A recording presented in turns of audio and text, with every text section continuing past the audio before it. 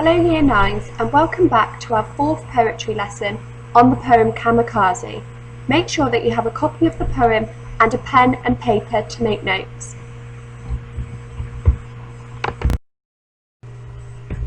Take a look at our success criteria and think about all the techniques that you have developed throughout the past 3 weeks.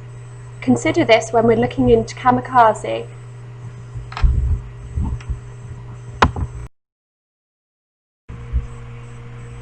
Kamikaze is the fourth poem that we will be looking at from our list of the Magnificent Seven. So first we need to know, what does kamikaze mean? The word kamikaze means divine wind in Japanese. It was first used to describe a series of typhoons that prevented 2 attempts to invade Japan in the 13th century. The word was later used by the Japanese press to describe the flying units of the Japanese military that agreed to carry out suicide missions during the Second World War against American warships. The aircrafts were often modified to hold explosives and bombs, carrying only enough fuel to reach their target. The pilots were expected to fly their plane directly into warships, causing maximum damage, and of course death for themselves.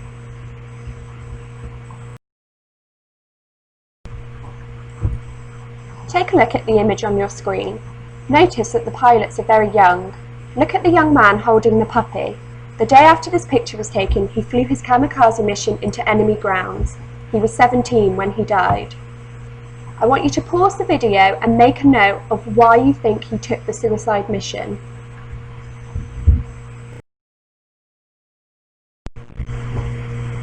This slide shows some facts about suicide kamikaze pilots. They were generally aged between 17 and 24, and it was thought as a great honour to die for your country. By the end of the war, over 3,800 Japanese pilots had sacrificed their lives for their country. Experienced and skilled pilots were not used as kamikaze pilots, as their skills were needed elsewhere. However, soldiers were encouraged to believe that it was their duty and privilege to die for the country, making the whole suicide mission seem like a noble thing for them to do. Underneath in the box, we have a reason why many kamikaze pilots would have volunteered to do this mission. Many did it to show an allegiance to their emperor and to the country, many to honour their parents, some as a result of propaganda and peer pressure, some out of fear, and some to protect their family and loved ones from enemies. Watch the video attached to the screen. It's one soldier's experience in the Japanese army at that time.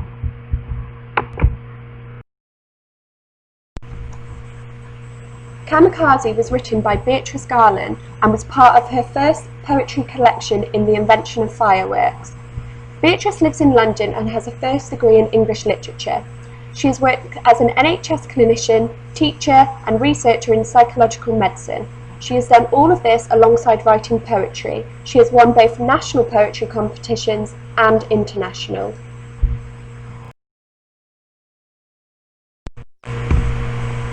Beatrice Garland has said, "I spend a lot of the day listening to other people's worlds." Her poem Kamikaze extends this habit into her writing as she recounts a story told by someone else about a place and time beyond the poet's own experiences. Beatrice Garland's poem reflects the immense social pressure brought on the pilots to carry out kamikaze missions as part of Japan's war effort during World War II. Instead of simply thinking the poem is about war, it might also prompt the thought that suicide missions are part of conflicts still today, and they are very much in the news, and also what the consequences are to the people's families who carry out these missions.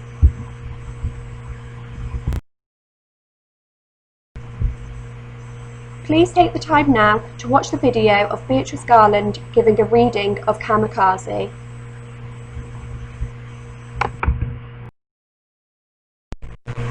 So we know that the poem is about kamikaze pilots who were specifically trained to carry out suicide missions during World War II. It was seen as a great honour to do for your country, and you would die as a hero. However, it becomes clear in the poem that the pilot did not carry out his mission. We go through a journey of beautiful nature and childhood memories, perhaps the reason why the pilot decided to turn around.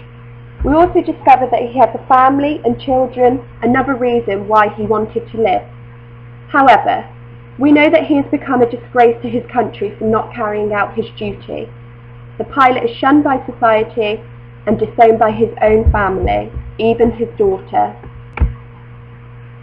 His daughter even imagines at the end, would it have been easier if her father had just died?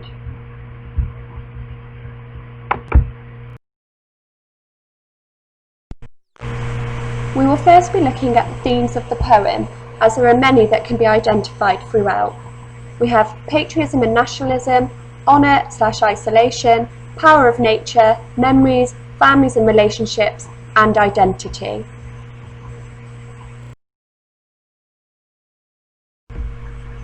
The poem is full of the pilot's childhood memories.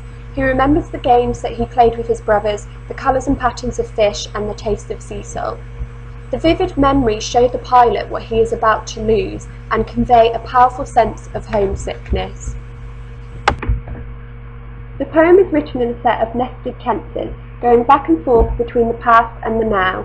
We are given the memories of the pilot's innocent childhood, which contrast with the day he is on his mission in war. We are also presented with the daughter's memories of her father returning after he failed to complete his mission, and the shame that it has brought on him and their family. It's how she deals with it as a daughter and as a member of society. The quote, "Till gradually we learn to be silent," shows the sadness that the daughter has about having to leave her father in the past, with it even being said that he may as well have died that day.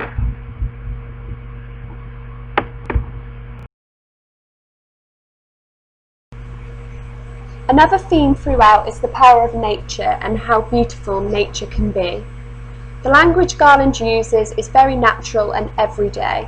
She describes the beauty that can be seen around the surrounding area, which invites the reader to think that this may be what the pilot was seeing from his cockpit in his plane, and this may be the reason why he decided not to complete his mission.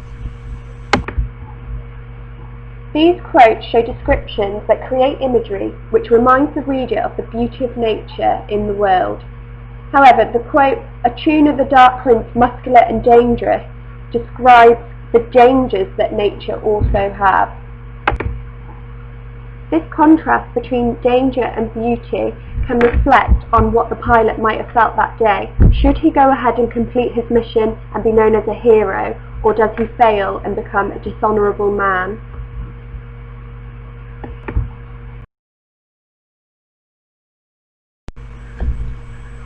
This leads to the theme of patriotism and nationalism. The opening stanza is full of suggestions of patriotic pride and duty. The pilot has the chance to fly into history. The patriotism of kamikaze pilots is enforced by the patriotic imagery which is littered throughout the poem. The speaker states, "Her father embarked at sunrise." The reader is reminded that Japan is known as the land of the rising sun. Except instead of this being a new day full of hope, he is potentially heading towards his death. The quote "embark" means to get on, but also to begin something. The father is beginning a new chapter of his life through rejecting his role as a kamikaze pilot. The patriotism of his family and neighbours is shown in their reaction of his return. They treat him as dead, as if he failed his duty to the nation, which for them he has.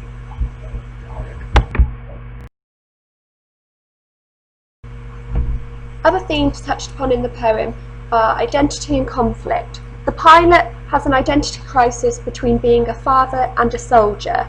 As it says in the poem, obviously he's a kamikaze pilot and a father to the daughter.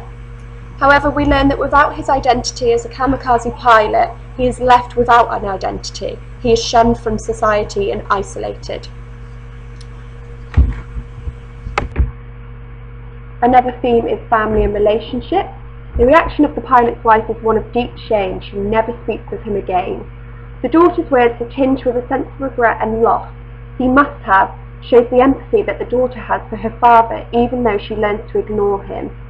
The family is talked about throughout, with grandfathers, fathers and brothers mentioned. And the final theme of honour/isolation. The pilot would have honour if he had gone through with the suicide. However, not going through with it, he has to now spend the rest of his life in shame and isolation. The irony is, no matter what the pilot did, he would lose his family, whether he was dead or whether he dishonoured his country.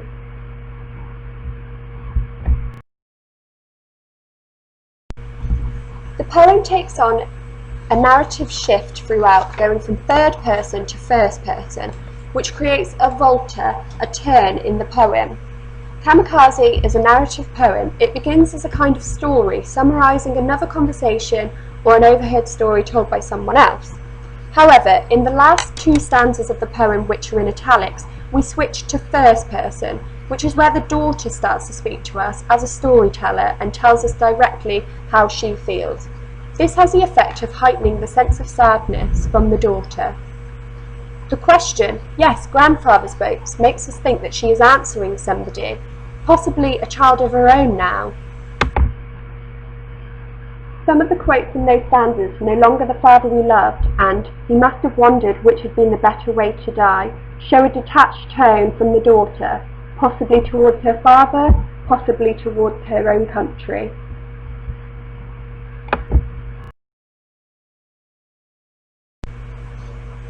Kamikaze is written in a free verse style which contrasts with the strict control of the government which are involved in creating the kamikaze pilots.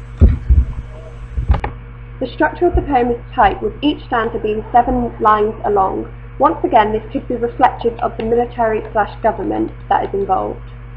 There is a lot of enjambment used in the final stanza which could symbolise a loss of control. It is the freedom of control that the soldier wishes to have. The soldier is conflicted by their innermost thoughts with their requirement to uphold their cultural expectations. The extract is written in blank verse, like a one-sided conversation. Blank verses are usually written in iambic pentameter. This means that the line generally consists of 10 syllables. The intention of an iambic pentameter reflects the natural speech patterns of the narrator, and perhaps the frustration of the narrator.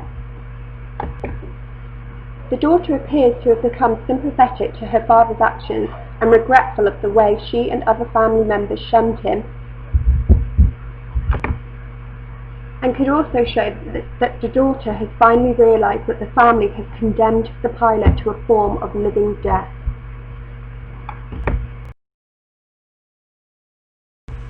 As stated previously, the language Garland uses appears to be natural and everyday. She creates beauty by using adjectives to describe what is being seen by the pilot, which again makes us think of the power of nature.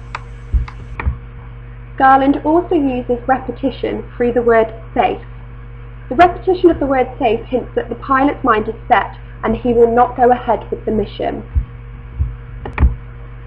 The writer also uses a simile, the little fishing boat strung out like bunting. The simile is homely, pretty, and a far cry from war. Bunting is associated with celebration, which we know the pilot did not receive a victorious return. We also have some key quotations on the right which represent a lot of symbolism that is shown within the poem. Symbolism regarding patriotism and nationalism.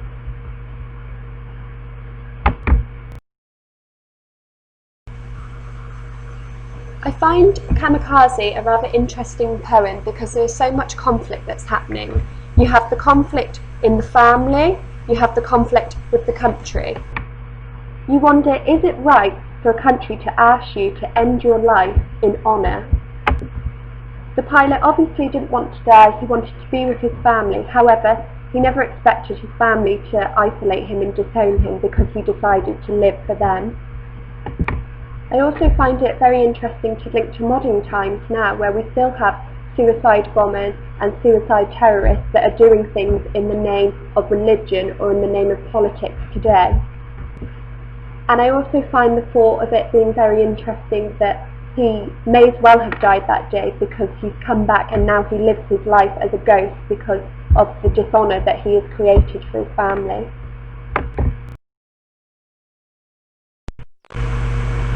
Now we're asking you to start linking poems to one another. Obviously we've already looked at remains and wall photographer, Ozymandias, and now Kamikaze. Pause the video and create a Venn diagram similar to what is on the screen. Start finding similarities and differences between the poems that we have already looked at.